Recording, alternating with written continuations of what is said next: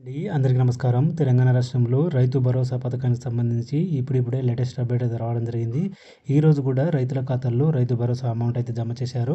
అయితే ఎన్ని ఎకరాలకు జమ చేశారు, ఎంత అమౌంట్ జమ చేశారు అనే పూర్తి వివరాలు ఈ వీడియోలో తెలుసుకుందాం. వీడియోని లైక్ చేసి షేర్ చేయండి. కొత్తలు మన ఛానల్ చూస్తే సబ్స్క్రైబ్ చేసుకొని పక్కన ఉన్న బెల్ బటన్ కూడా యాక్టివేట్ చేసుకోండి.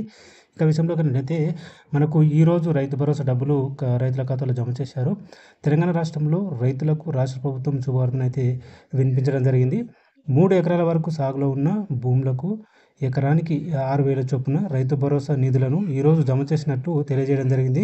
జనవరి 25న ఈ పథకం కింద ప్రభుత్వం నిధుల జమను ప్రారంభించడం అయితే జరిగింది.